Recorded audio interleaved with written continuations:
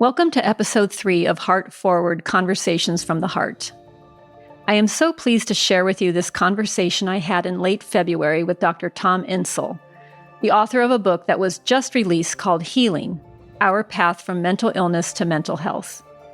Tom has had a distinguished career, serving in a variety of roles as a researcher, business entrepreneur, and most notably as the director of the National Institute for Mental Health up until 2015. Already the fanfare has been outstanding, and you will hear me tell him that this book could not have come at a better time. The New York Times, calling him one of the most influential neuroscientists of our time, equates him with former Vice President Al Gore, who reinvented himself as a truth teller about climate change after serving in public office. Remember the movie An Inconvenient Truth? Well, Tom Insel is a truth teller about our failed mental health system. As he says in the New York Times article, quote, "I want to ring the bell to tell people that we can do so much better today, and there is no excuse for allowing people with these brain disorders to languish on our streets like this and die at age 55 eating out of trash bins," he says. Thank you for listening. Well, good afternoon, Tom. It's really so good to see you today. I'm so delighted that you have joined Heartforward. You're starting this book tour, and I'm just so grateful that I've been able to snag your very, very precious time early on. And I'm so excited about this book you've written. We're going to talk about it, and I've probably highlighted in yellow half of it with stars about how wonderful, what a wonderful writer you are, and your insights are really important for this time. But before we talk about the book Healing, I'd love to have you share a little bit, not your whole life story, because you do share a lot about your history in the book, which is fascinating. But what I found most interesting about what you wrote is how introspective you were about assumptions and maybe opinions and just decisions that you had made in your past that now looking back, you're introspective about maybe things were not what I seen. Maybe I was operating under the wrong assumption. And so there were different points in your career that kind of informed who you are today. So I'm wondering if you could kind of tell us a little bit about your background through that framework. Oh, absolutely. So, Carrie, first, it's a pleasure to be here. Ever since we were together in Trieste, what was that, 3 years ago? 2019. Yeah, 3 years ago. It was, I've just been fascinated by what you're trying to do and so honored to be able to try to help in any way I can. And the group you brought together, the focus that you've got it's exciting. It's important. And Heartforward is really a model of the kinds of things I'm hoping we can see in lots and lots of communities across the country. So honored to be here. Look, I've had a very windy and interesting career or set of careers. I probably had 4 or 5 distinctly different careers. I started off training in psychiatry and did clinical research for a while, then moved into basic science and became a pretty serious neuroscientist working on the neurobiology of social behavior. I went from there to getting into administration, working at the NIMH and as a director.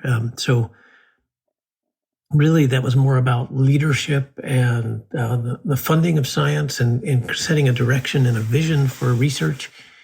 And then in the last 5 or 6 years, kind of getting out of academia, getting out of the research world and trying to really understand what are the needs in the world of, both in the world of care and in the world of people who may not be in care, but are struggling with a mental illness. And that's been, that has been a bit of a wake-up call. I think the story that keeps being told about that, my transition from NIMH and research to the world of the mental health crisis was giving a lecture about all the research findings and somebody saying, well, that's like, you totally don't get it. Our house is on fire and you're talking about the chemistry of the paint.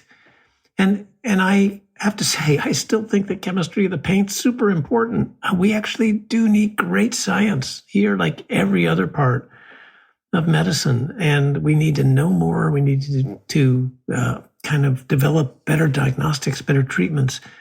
But what I'm about right now in this phase is saying, how are we doing with the things we already know? And how is it that with so much progress in science, we haven't really been able to bend the curve for death and disability, that we still have rising deaths of despair? We are better than that. We know more. We should be able to do more. And that's been the question I've been really trying to answer, is where do we find the opportunities to actually make sure that we can do the things that we already know about that work really well? In a funny way, it's a little bit like how with the COVID pandemic, we put all this energy, public-private partnership, into developing a COVID vaccine, and it was a miracle. We did it in 9 months. We had a vaccine that was more than 90% effective. It's incredible.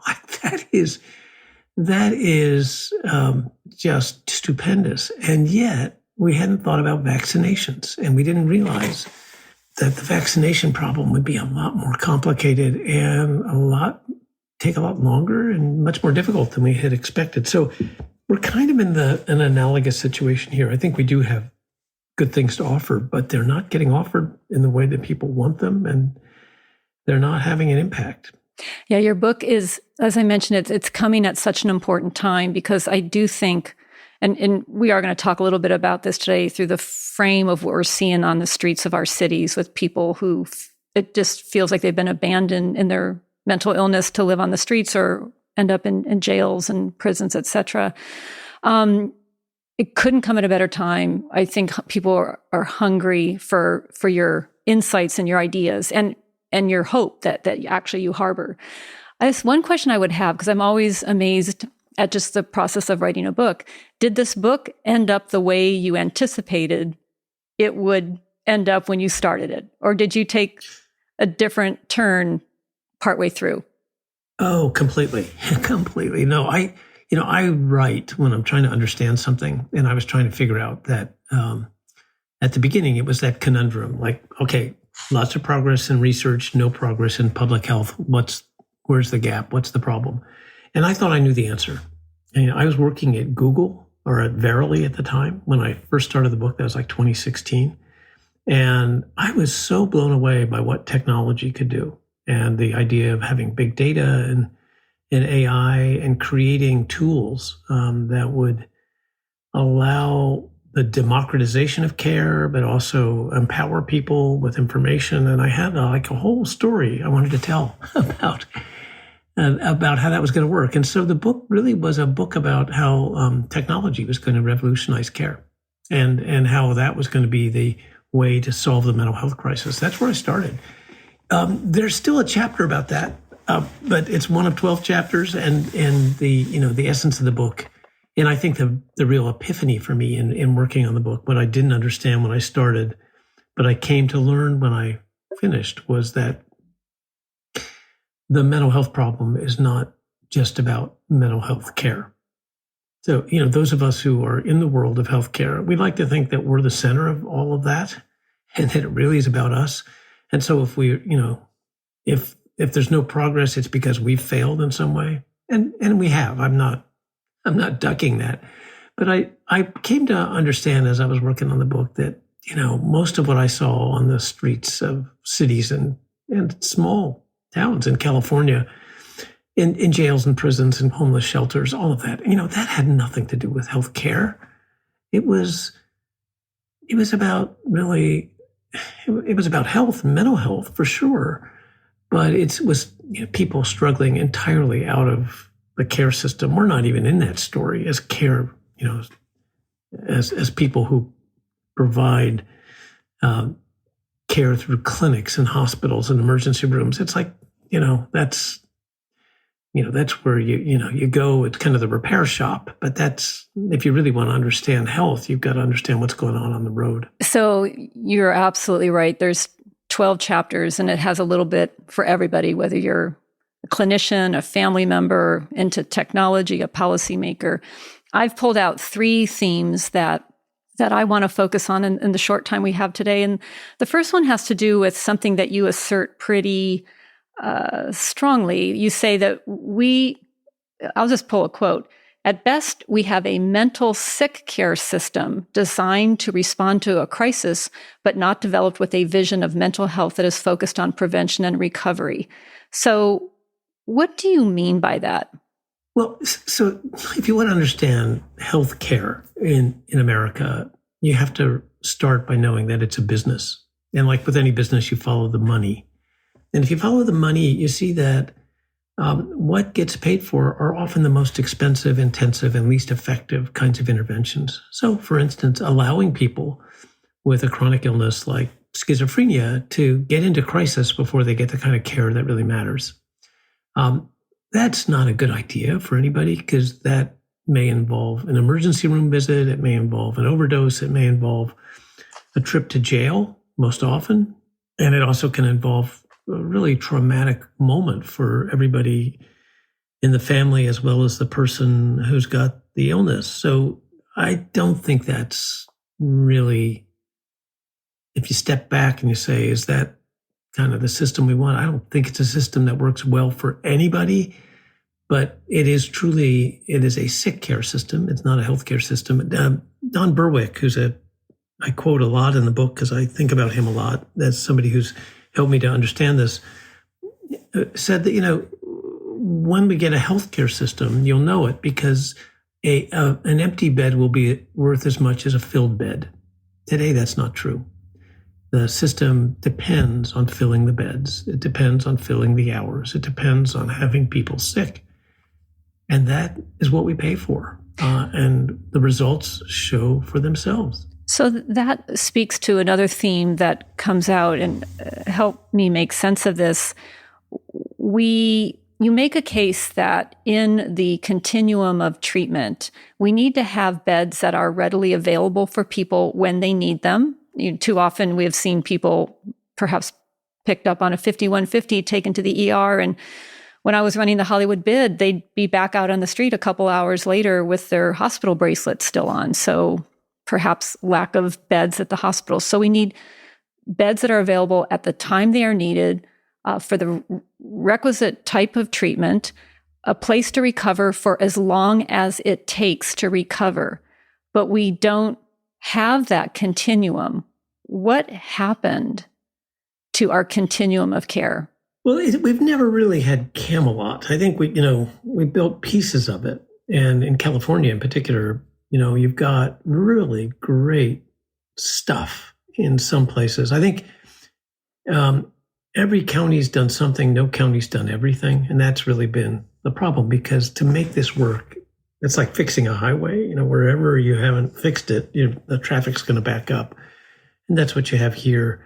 A lot of it, as you say, Carrie, is about creating capacity. And it's not just institutional beds, although we're going to need some of those, and we need certainly more than we have. I think someone told me the other day that in the state of California, we've got 10 million kids and 100 psychiatric beds for kids in the whole state. I think we have a current waiting list for adult public psychiatric beds, at least 2,000, but I think it's higher than that. And those beds don't turn over very fast. So that's to get one bed, you may wait 10 months. So that's not a workable system. We need the capacity. We need to actually have some place to go, some place where people can be in a safe, nurturing, compassionate institution for the period of time it takes to recover. But a lot of that can happen in community services. So in crisis residential, for starters, and then in longer term residential housing, whether that's peer-led or professionally led. There are great models for all this stuff. And we should be able to see that build out and scale. It hasn't happened much. We still just don't have the capacity. It's a little complicated because it's most of all missing in the public domain, but there are private hospitals, and I write about them in the book, that have grown up and have, filled some of that gap. But if you don't have insurance and Medicaid they don't always accept Medicaid patients. That's not the solution for a lot of people. So yeah, I think it's really important to build out the capacity so we can get away from this, all of the blockades we've had. Yeah, you make the point that our system of care, as it were, in the country is more about relieving symptoms and less about helping people to recover. And as a layperson in this space, I remember asking a few people who have mentored me about what is recovery in a mental health world. I think about recovering from cancer or recovering from, some type of disease, but I had never really thought about recovering from a mental illness because it seemed to connote remission or something. But help us understand what a true recovery model would look like in a mental health system. Yeah, you asked before about what I didn't know when I started the book. This is one of the things I just didn't understand. In fact, when I was at NIMH, I used to really push back against this recovery model. The folks at SAMHSA, or the services agency in the federal government, would say, everybody can recover. And I would say, no, that's just not true. These are really, really serious illnesses, and a lot of people don't. I've come around to thinking they're probably right, and I was probably wrong. I think that, it may be the case that a lot of people aren't going to recover in the way that we provide care today. If we do it right, if we start early and we engage people, in a way that gives them real agency, we empower them, I think we have enough to offer that we can help people recover. What does that mean? Well, usually in the behavioral health space, recovery means the 12-step process, and that's not what this is. This is actually something quite different. So it's funny, Carrie. Originally, that was the title of my book. It was called Recovery, Not Healing. And my editor said, "Oh, no, you're going to end up on this 12-step shelf. I don't think you want to be there." And that was good advice. Not that I have anything against the 12-step process, but this is something distinctly different. What we're talking about here is partly remission. It means not having symptoms, but that's just the very, very beginning. I got educated about this by a friend of yours, John Sharon, who runs the LA County Mental Health. He works on LA Skid Row, I think one night a week, and we were talking about this, and I said to him, "So what do you think is recovery? How do you define it?" He said, "Well, it's just the 3 Ps." And I thought to myself, well, you got Prozac and you got Paxil. Like, what's that third P? And I thought, oh, maybe it's psychotherapy. That's a P. And he sort of shook his head and he said, look, it's just simple. It's like, it's people, it's place, and it's purpose. Those are the 3 Ps. You got to have social support. You got to have someone, who's got your back. Someone, you got to have those social connections. That social capital really counts. You got to have a safe place to recover. Being homeless is not the answer. It's not a vehicle for recovery. You've got to be someplace with not only safety, but decent food and some ability to know that you're not going to be cast out on the street, some security. And the third thing, which was one we never talk about here, but I love the fact that John brought this up, is purpose. You've got to have something to wake up for every day. I used to have these big debates with one of my advisors when I was at NIMH. It was Marcia Linehan, very, very famous psychotherapist, really started the whole dialectical behavior therapy movement. And I was always talking about how do we reduce suicide? And can we come up with the right medication or the right intervention? And she would always stop me short and say, look, if you want to make sure people don't kill themselves, give them something to live for. And I never thought about it. It's an obvious solution, but it just never really occurred to me from kind of the medical model that I was living in. We don't think that way. And so that is the third P, and it's so important. I guess it was Nietzsche who said that the person who has a how and a why can live with any what. That if you have something to live for, you can put up with a lot. And and you have a reason to struggle, a reason to survive. So that's what recovery is all about: people, place, and purpose. You really do present this theme in a very compelling way in the book. And I've heard Dr. Sharon say this also. Another way he says it is you need someone to love, some place to live, and something to do. So it's a pretty simple triad. And it's a non-medical triad, which is why it can seem a little bit revolutionary when we're talking about the mental health system. But let's explore this a little bit more, because I think this is a little bit of what we saw in Trieste. They embraced this notion a long, long time ago. I recall when they talk about how they subscribe to the UN Declaration of Human Rights in a way that we really don't in the United States. We haven't really embraced that into our vernacular, but they will talk about the human right to, just as you say, wake up in the morning and have a sense of purpose to one's day. And when you think about it in that context, how debilitating it would be to not have a purpose in one day. My purpose today was to have this conversation with you, and it's going to be a good day. So you mentioned in the book, you say that social isolation can be devastating and social attachment can be curative. How can we bake this into our systems change? Because it goes against what Medicaid might pay for, or traditionally trained clinicians might think is important. How do we bake this into our change agenda? It's really one of the main places I ended up in writing the book, was thinking that we have to reframe what we mean by healthcare. And we do have to bake it in. And we have to think about what that might look like. And here's some examples of the kinds of things that we can do. So I'm on the board of something called Fountain House. It's one of the clubhouses. It's the original one. It's almost 75 years old. And the Fountain House, based in New York City, originally founded by patients after they left a state hospital, is a place where people come together every day and they support each other, and they create a community. And what they've discovered is that process of helping each other is highly therapeutic.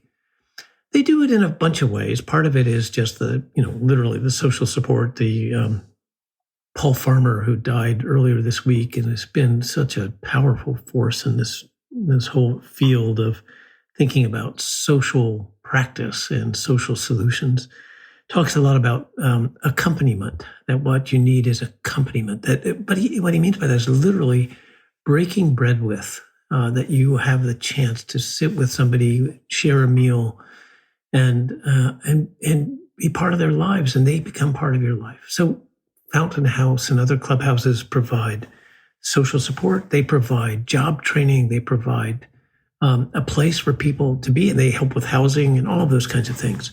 So it's kind of that step up. Now, how do we support Fountain House? Well, we spend a lot of time on philanthropy, trying to raise money. I was remembering when I was writing the book about when I was a kid, there was a T-shirt that got to be very popular that said during the Vietnam War, and it said something like, "It'll be a great day when we pay for daycare and the Air Force has to hold a bake sale," or something like that. That's kind of what we're doing here. I mean, we spend $3.5 trillion on the healthcare system, but efforts like Fountain House, which are the 300 clubhouses like that around the country, are run on a shoestring based on holding whatever events they can to keep the lights on. That's one way to do it. There are some other really interesting opportunities. The last company that I was part of, that I co-founded, was called Humanest Care. And the whole idea of that company was to figure out a way to empower people to help each other online. So we were working mostly, and I should say the company's gone on and they thrived. I'm just not as involved as I was. They've done really well working with college students. And what do? They give them the tools to be able to not only deal with their own anxiety and despair, whatever that is, but to share it and to use it to help somebody else.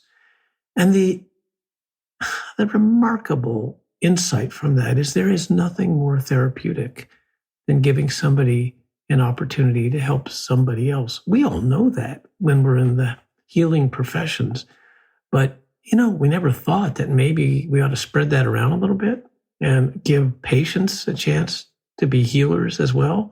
We never do that. I mean, it's like, it'd be interesting to see when Medicaid starts paying for that. But by the way, that's a really powerful intervention. It's probably the most powerful intervention we could come up with. And it's also highly engaging. People love that. And it is part of being social, and it's part of creating social connection.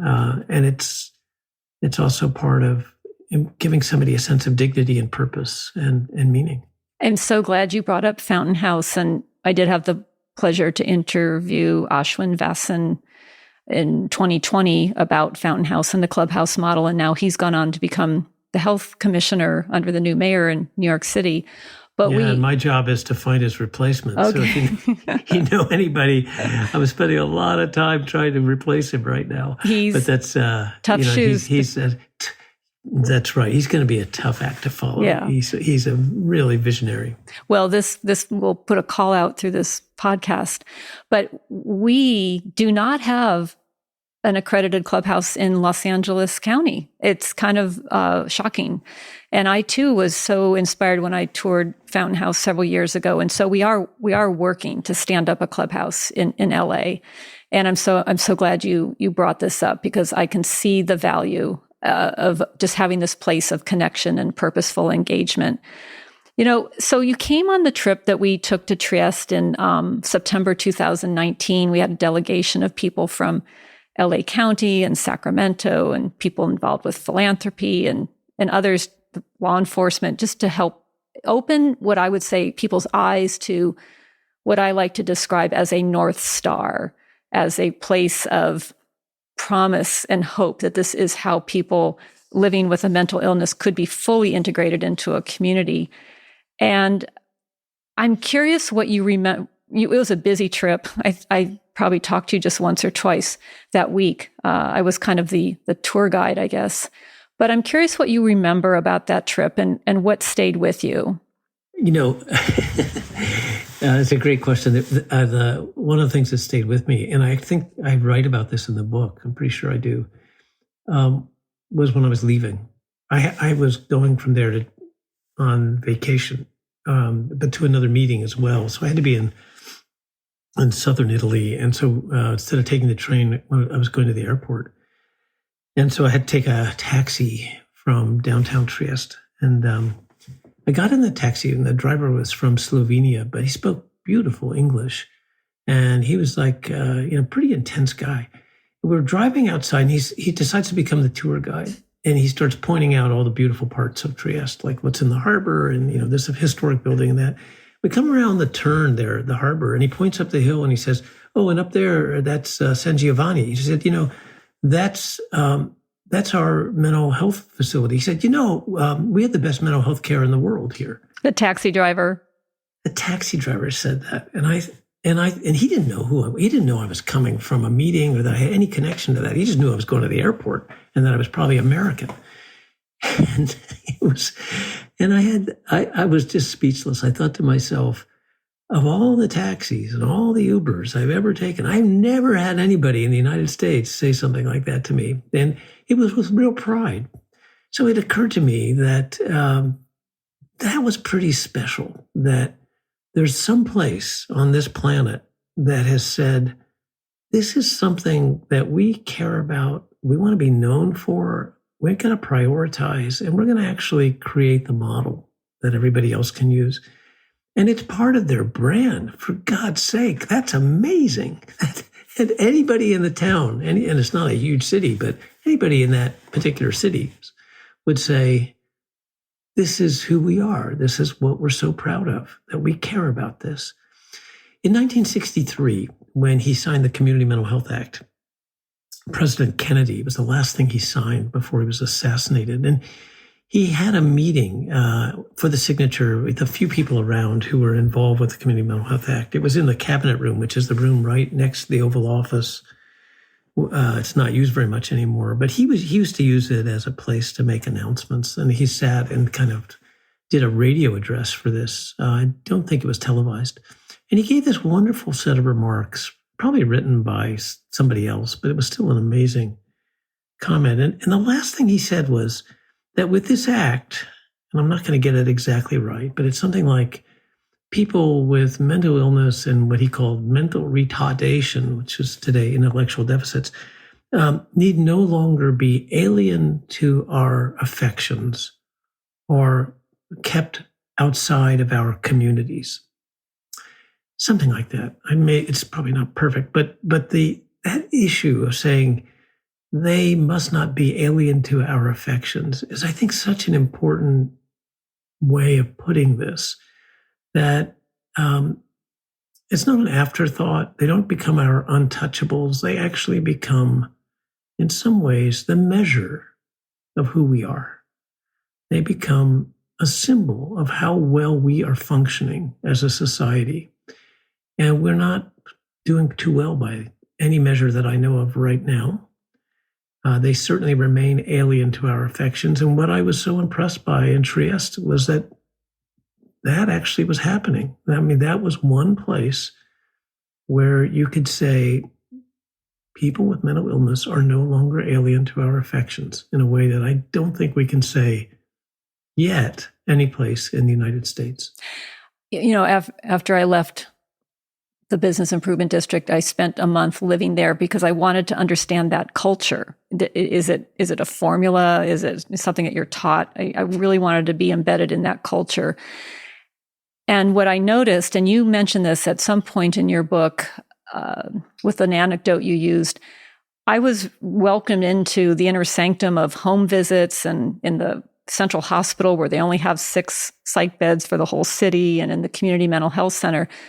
And I never heard anyone described by their diagnosis. It just never came up.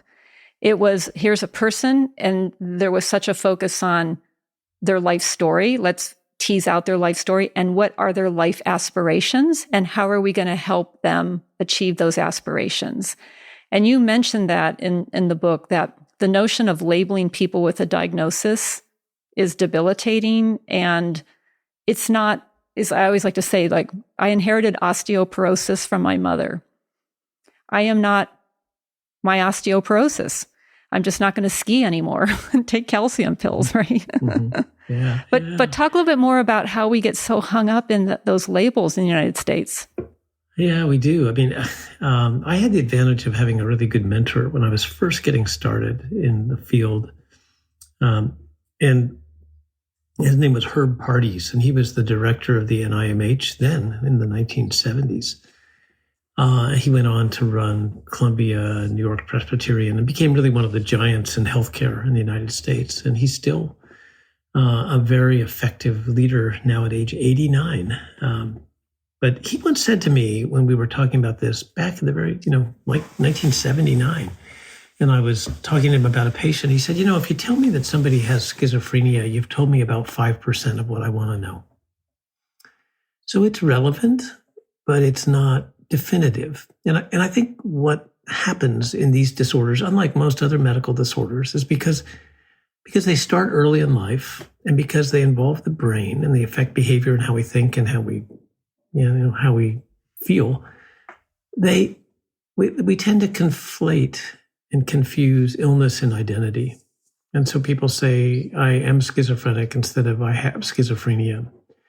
You usually say, I have a heart problem. You don't say I'm a heart patient. You might, but most people don't use that to define themselves. In mental illness, unfortunately, people do it to themselves, and families and the rest of us tend to use these as identifiers. And I think I actually do think diagnosis is important.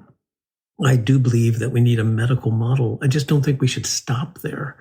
I think we need to make sure that we understand these as illnesses, they're brain disorders, and they should get the same insurance and the same rigor and the same intensity of care and quality of care as any other part of medicine, because they can be absolutely deadly.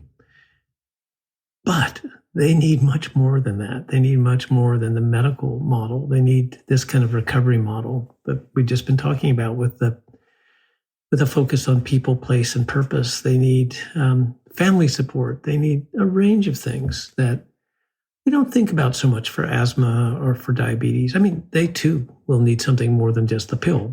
But here I think we have to change our frame of reference a little bit.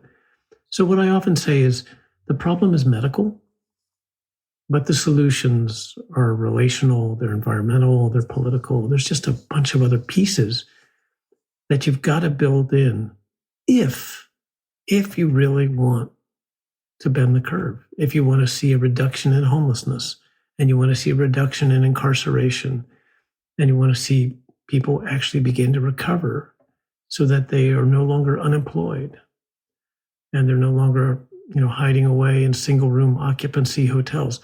If you want to see those things, they only happen if you do the hard work of recovery. And that takes time and it takes a commitment. And honestly, it is relational, environmental, and political. I mean, all that has to be built in. And as you said before, Carrie, it has to be baked in to what we do. But anything less, I think what you'll find is what you've got now, which is all the consequences: high rates of homelessness, high rates of incarceration, high rates of early mortality, 80% unemployment, all of that. And it's all avertible. We know how to change that outcome. We're just not doing it yet. So let's transition a little bit to what it is that we push for and to whom we push. I want to start with when Governor Newsom was elected, and now I'm trying to think of what year it was, 2018 perhaps. 18. Yeah. And you were designated by him to be kind of his eyes and ears. Some called you like Governor Newsom's homeless czar, to move about the state of California on a listening tour to advise him on what he would need to know as governor, I suspect. I don't know how he exactly gave you the mission. I know it got derailed by COVID, because I remember you and I were actually going to be on a panel together the third week in March at the California Downtown Association on the topic of homelessness and mental illness, and we never made it to that conference. So tell us a little bit about what the governor wanted you to do, and what did you learn along the way? Did you see things that surprised you, that pleased you, beacons of hope? What was the result of that listening tour? Yeah, so it started in a funny way. I got a call from Ann O'Leary, who was his chief of staff, and said, "Hey, would you come up to meet Governor-elect Newsom?" And I said, "Yeah, sure." She said, "You free tomorrow morning at 8 a.m.?" And I live in, Alameda County in Pleasanton, 2 hours from Sacramento. But she said, "Can you come up for breakfast?" And this was like 5 o'clock in the afternoon the night before. I said, "Sure, I'll be there." So he was still just governor-elect. We met in this little warehouse, a couple of blocks from the Capitol, where he was he's kind of building all of his teams. And came in, sat down and said, I used to be mayor of San Francisco. I was like, "Yeah, I know that." You don't have to tell me. He said, I dealt a lot with homelessness and with crowding in the jail. And I never realized that those two problems were consequences of untreated mental illness. And it wasn't until I was no longer mayor that it occurred to me that I was not going to be able to have much of an impact on those two problems unless I dealt with that root cause. I don't want to make that mistake again. And of course, that's why we were talking, because he said, "I want you to help me understand how we do better for people with mental illness, why it's been so difficult for them to get treatment, what will it take?" And so that was the mission, was to spend some time traveling around the state. And, it was a great eye-opener for me. I learned a lot. Mostly, I have to say, I expected to see one disaster after another. I was really incredibly inspired. I mean, I saw, particularly by the people who run the county mental health systems, they are at least the ones that I visited, like in San Bernardino, Los Angeles, Orange County, Shasta County, Yolo County, some big counties, some small counties, I was blown away. These folks aren't paid that much, and they are so good. They work so hard. They're really resourceful, smart, strategic leaders. What a group. We are so fortunate to have that kind of leadership. So a lot of what I saw was really inspiring. And I saw, I went to jails and clubhouses and homeless shelters and got to see quite a bit. But it was pretty clear, and this is before the pandemic, that the demand was really going to overwhelm the supply. That even in the best counties, they're really struggling to keep a workforce intact. Pre-pandemic, it's much, much harder now. That the really good counties had figured out how to reach out to people and engage them where they were instead of waiting for people to show up at the clinic. It was also clear in a way that I hadn't understood before, the impact of methamphetamine in California.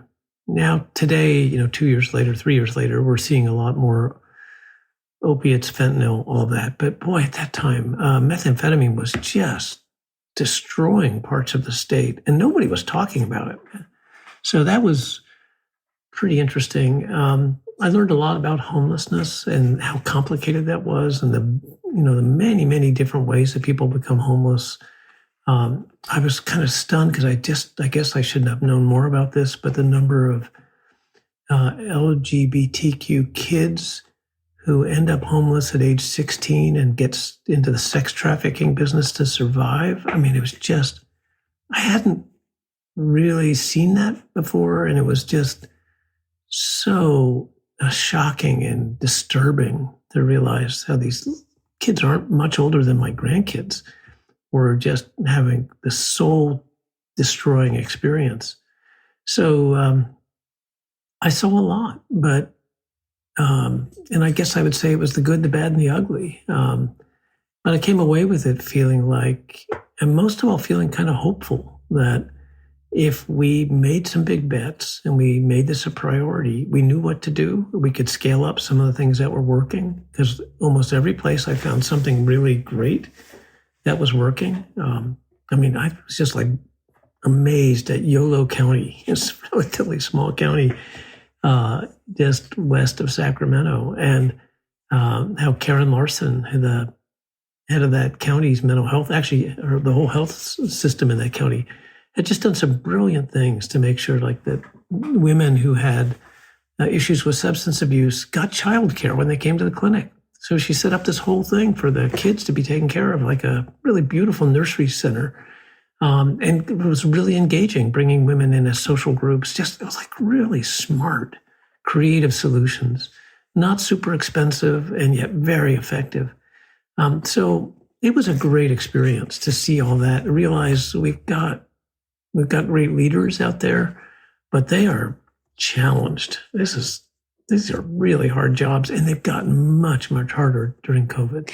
It does beg the question, some of the research that I've been doing, and I interviewed someone that you know as well, Alex Briscoe, last season about how complicated mental health funding is in America and in California. And we briefly touched upon the fact that the state of California dissolved its state Department of Mental Health and disaggregated control and authority and accountability for mental health policy to the counties, of which we have 58.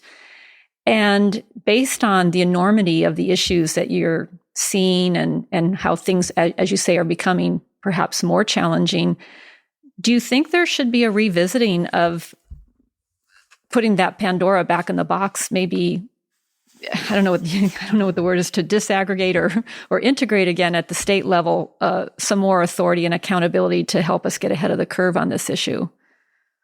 Well, when I had finished that tour, I think the thing that struck me the most was the fragmentation and how difficult it was. I think at that point I was asked by some of the different professional groups to talk about what I'd seen, and I remember saying something like, it's pretty hard to play the piano with a hand that has 58 fingers. There's just no way to make this coherent. We need to regionalize this so that it's not 58 different mental health care systems in the state. And of course, there are counties like LA and Orange that are huge and, are probably scaled appropriately to run their own system. They're as big as many states. But I counted them up at one point. I think we have 22 counties that have less than 100,000 people in them. It's really hard for them to be able to create all of the infrastructure that one needs to be a Medicaid-covered entity, which is usually a state. But in California, we have 58 of them. It's not feasible for them. It's not fair to them. It's not fair to the people who live in those counties. So I think being able to aggregate, let's say the 14 northern counties, which already have done that for their managed care, but not for their county public system, that seems to me to be a reasonable approach. And I don't know whether the final number is 8 regions or 10 or 14 or what that would look like. But I know 58 is not the right number. It's too hard to manage. It's important to know because we're spending a lot of money in California. California is the only state that has the Mental Health Services Act, and that's up to like $3.7 billion this year from what had been 2.5 for the last several years. A lot of money in that. We've got realignment funds, which go right to the counties. We've got now the Child and Youth Behavioral Health Initiative, $4.4 billion over the next 5 years. And we've got CalAIM with new ways of using Medicaid, what we call Medi-Cal. So we're spending a lot. I think conservatively, California must be spending more than any other state when you put it all together. It was, when I was doing this, it was about 11 billion. It's probably much more than that now when you add in all these new initiatives. It's just very, very hard to execute here because there's no central authority to make it happen. And there's no central accountability either, or in fact, any accountability, even at the county level. So I think the challenge for us is to figure out, and we have more money than we need, I think. It's not the money. It's really the execution. It's building out the system that allows us to actually create valuable care, create, if we're going to do school-based mental health, create the standards for that, the outcomes for that get measured, and hold someone accountable. We haven't been able to do that. And I used to go to all these meetings. It was kind of frustrating because people did not want to talk about outcomes. They want to talk about process, but nobody wants to talk about outcomes. And the one thing I would leave the California leadership with, the administration, is if you want, just allow the counties to do this any way they want, but tell them what they have to do. Give them a North Star that they have to reach, and it doesn't have to be 20 things. It could be 5 things. It could be, a 20% reduction in suicide, or a 50% increase in graduation rates for people with mental illness. Or, we can make up whatever that would be, but they should be functional, meaningful outcomes that relate in some way to this recovery model. I love that. And hopefully you'll have the ear of Governor Newsom if he is reelected, and people running for state office. Let's kind of finish this discussion. This is an election year. There's a lot of people running for local office in California. You talked about Governor Newsom being the mayor of San Francisco.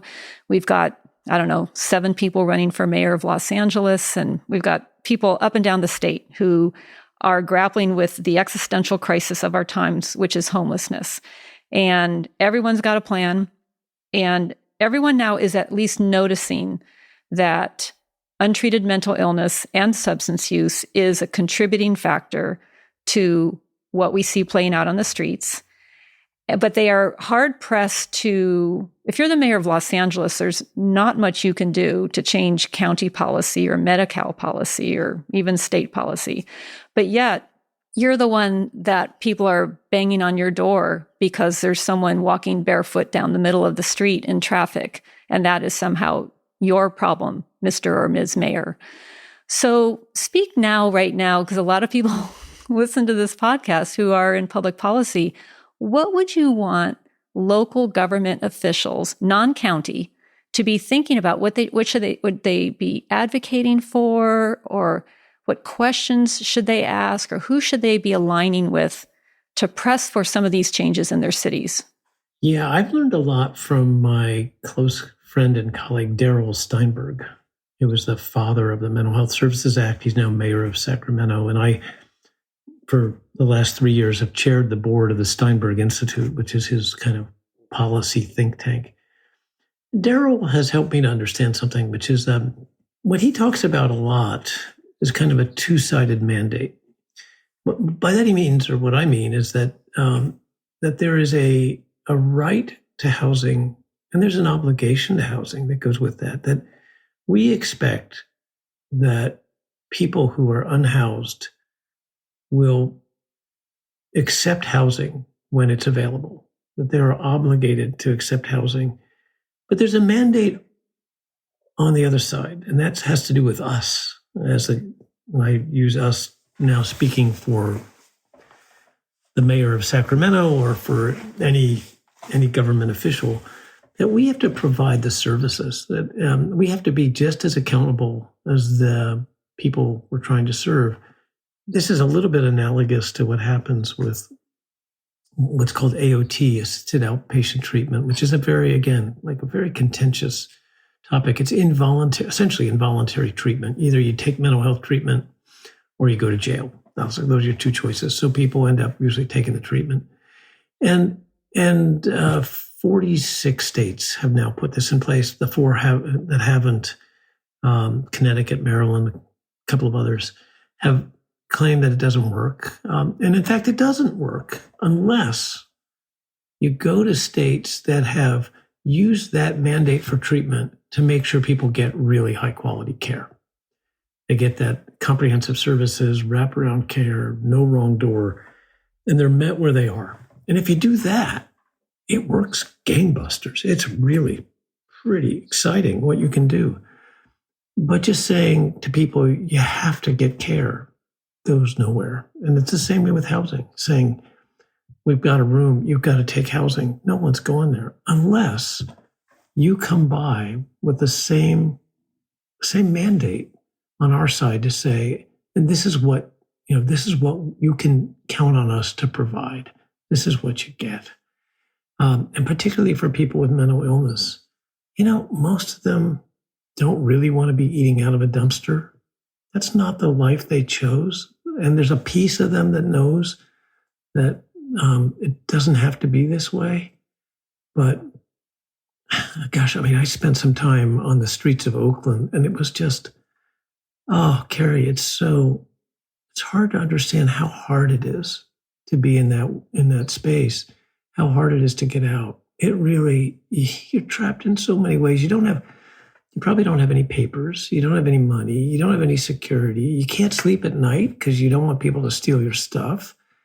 But you can't stay awake all day either. It's really hard. And almost any of those folks, not everyone, but most of those folks, given help in the right way, and given a chance for some dignity, will jump at it. But we're not doing it in the right way.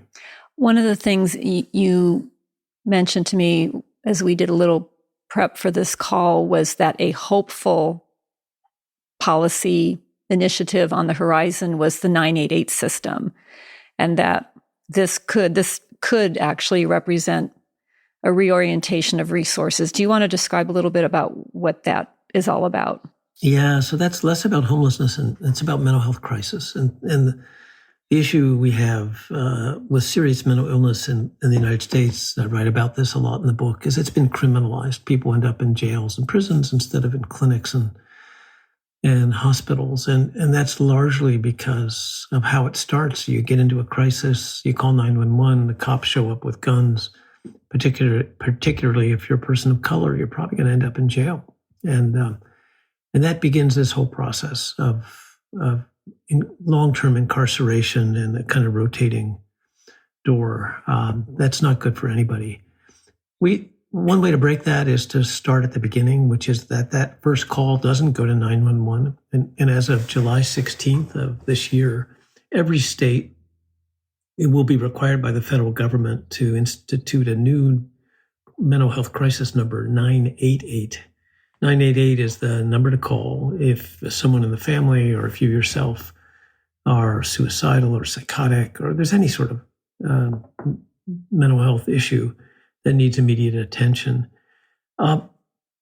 It's not by itself a solution. It's the beginning of a different way of doing this. The hope is that 988 doesn't trigger the police response. It triggers, if you need a response, it triggers a response from a mobile crisis van, which comes with a nurse and a social worker and perhaps a peer who's been there and can help you to know that there is hope. If you need to be stabilized further, you don't go to a medical surgical ER or the jail. You go to a crisis stabilization unit or a psych emergency room. A lot of this is being built out in LA County already. So LA County already has the mobile vans and it's putting in the crisis stabilization units. D.D. Hirsch has a fantastic hotline that they will be the 988 provider. And, I just checked in with Jonathan Goldfinger, who runs D.D. Hirsch. He said that 96% of their calls are managed by the person answering the phone. And so it's a little different than 911, where, 911 is a dispatch service, but the 988 service is actually both the person to answer the phone and it's sort of the ambulance. I mean, you've got a telehealth professional there who's trained to deal with mental health crisis, kind of like really doing, he or she is a first responder, essentially.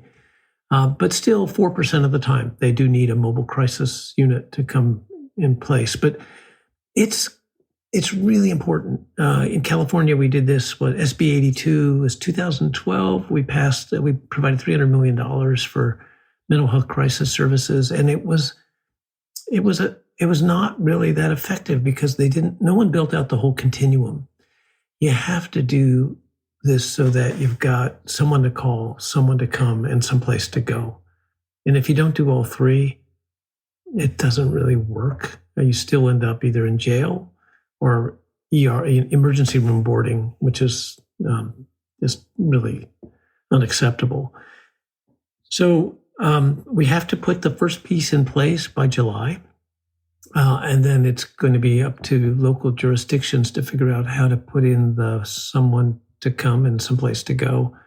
Will that cost money? Absolutely. Will it save money? Absolutely, because the way we do it now is incredibly expensive.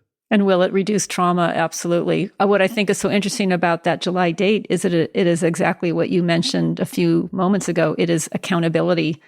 It's a deadline. Yeah. Make it happen. Well, that's right. You've been so generous with your time. Obviously, this book is rich and relevant. I'm going to buy it for a bunch of people in public policy. And when you come to LA, I'll find a way to get you to sign them for people.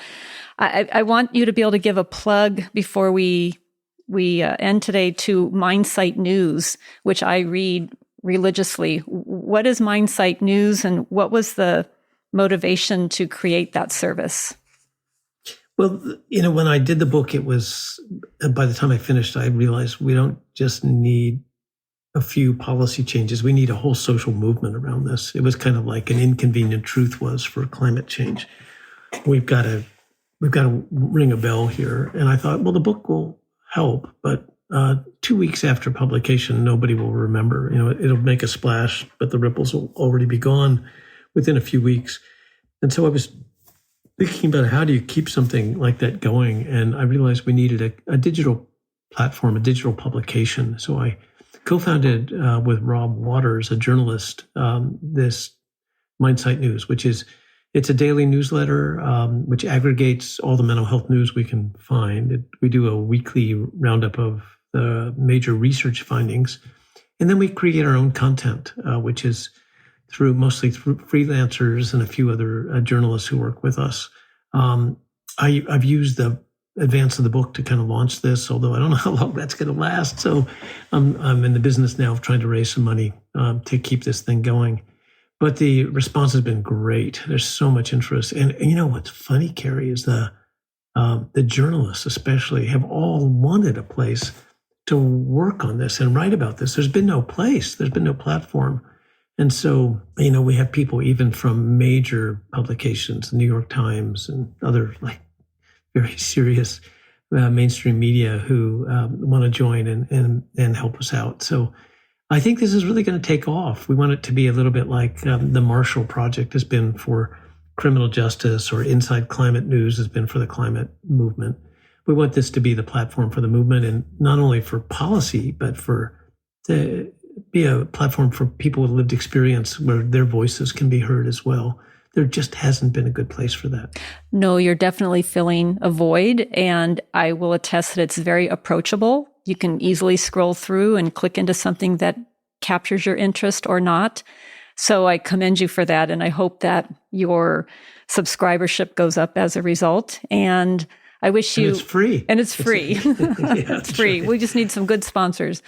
And I wish you all the best on this book tour. I really don't think this is going to be a flash in the pan for after 2 weeks, because there is, as we talked, a hunger and an appetite for understanding this issue better and for pressing for change, and even lay people who are not the normal consumers of this information. They're not families or connected to families who are struggling with this issue, just citizens of the city who just know that something is really wrong about letting that man in Oakland eat out of a garbage can. There is a growing awareness, and I hope that is a seed being planted for what could be a movement. So I thank you so much for spending time with me today, and I hope that we have a chance to see each other in person sometime this year. So do I. Let's make it happen. The year is still young, and COVID is so old by now. Let's plan for the post-pandemic. Very good. Thanks so much for having me, Carrie. Thank you, Tom. Have a lovely day. Thank you. If you were stimulated by this conversation, I hope you take the opportunity to buy Tom's book. I trust there is something for everyone in those 12 chapters. I love that he brought up some of the themes that have been explored already in this podcast. He talked about the therapeutic benefits of a mental health clubhouse, something that we are keen to see established in Hollywood. I'll call attention to the interview I had with Dr. Ashwin Vasan, the most recent CEO of Fountain House in New York City, whose name came up in this discussion. You can hear that interview with Dr. Vasan by scrolling back to Season 1, Episode 8.